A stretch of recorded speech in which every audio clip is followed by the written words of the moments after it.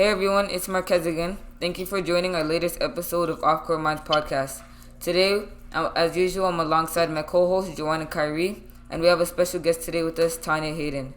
Tanya is a teacher that is here to discuss with us online versus in-person learning. I'll be passing it off to Kyrie, that will be introducing to us the pros and cons. So hi, my name is Kyrie. Today I'll be introducing you guys to our pros and cons. For our pros for online school is you don't have to wake up early for example, at 6 a.m. to be there for 9, for example. Like less distraction because you're not sitting close and you can just whisper or chat to that. You don't have to wear a mask just for you to breathe and talk. Our cons are harder for understand the kind of time and like there's more distraction, family games, and more. Now we're passing it on to Tanya for her introduction.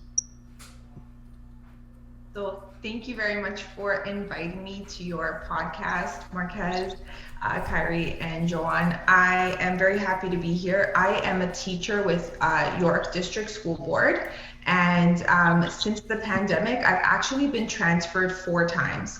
So I started off in grade 6, and then I was moved to prep coverage, where I taught math and the arts, and those 2 positions were in a face-to-face school. And then beginning of October, I was moved to virtual learning, and I was teaching a grade 5 class with students with autism, and now I'm currently teaching grade 7. So grade 7 special needs students, I'm their math and language teacher.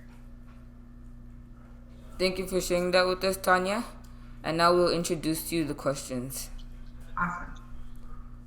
So, for the first question for you, Tanya, I would like to know, what do you think, I know Kyrie already gave his, but what do you think in a teacher's perspective, the pros and cons of online learning versus in school, and which one do you think is better and easier to teach?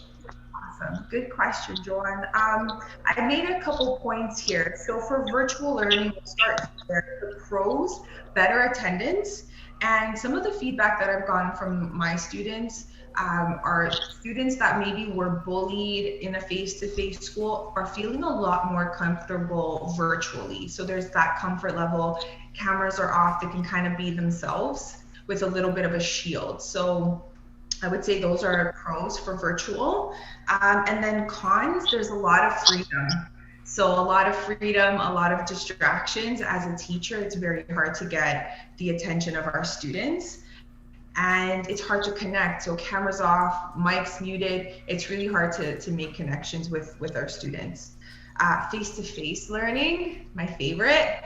I would say pros. I can go on and on, but I'm gonna say like hands-on learning. So it's easier to teach when I can like grab a manipulative and say like, here, try this, and like changing things up. I find that it's easier to teach that way, and it's easier for students to understand. And then I also think there's more structure. So I love the concept of having recess and, learning time. Like students are almost forced to go outside and run and get fresh air. We don't really get that with virtual, right? We don't have the same kind of control and structure. And for cons, I don't really have any cons for face-to-face because it is my favorite, but I could say that there are distractions. However, there's always an adult or like a teacher there that can observe and then redirect and guide that, whereas virtual, we don't really know what's going on. Thank you. Thank you. What's more organized in a teacher's perspective, online or in person? Another good question, Marquez. I would say face to face. So in person, teaching and learning is a lot more organized because we've got the equipment at the school, we have the space for it at the school, whereas virtual, it's tricky. So for example, if I were to teach language arts period 3, and then I'm teaching science period 4, I have to have, let's just say we're doing a lab, I need to have like all of the materials and tools set up maybe in my kitchen. Grab my laptop, run it downstairs, set it up, and like it's a whole thing. Whereas if it's face to face, or like in-person school, it's easier. We can go to the science lab, or if you're going to the gym, you can go to the gym. The equipment's already there. I can get students to help me.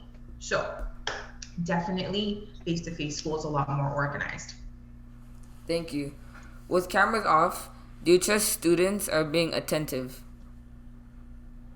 I would love to say I trust students, but the honest answer is no. I don't trust that they're being attentive because of the freedom. There's just way too much freedom. If they're playing a game, it's very easy to kind of get into that game and lose track of the lesson, right, as a student.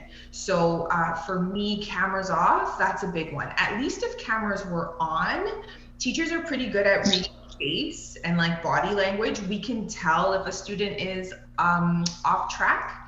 But cameras off, mics muted, unfortunately, it's hard to trust. Thank you. So Tony, I have a question for you. So with online school, do you find it like difficult to like interact and get to know your students, especially new students that you never taught before? Oh my goodness, yes, it is so challenging. New students especially join. So with York Region, we had new students joining March 3rd, if I'm not mistaken, and it was really hard to kind of break that barrier because the camera is like a protective shield. So they can, if they're already feeling shy and nervous, they kind of use that as a shield to not kind of engage with the teacher. So I'm finding that it takes a very long time. So guys, just to kind of give you an idea, if we're face-to-face and a new student comes into my class, I don't know, 2 weeks in, sometimes even after the first week, they're feeling comfortable, they're making friends, they're talking to me. Virtually can take up to a month. So I had a new student come in. It's taken about a month and a little bit to get him to actually feel comfortable participating and really, most importantly, trusting me, right? To get that trust. It's been really hard.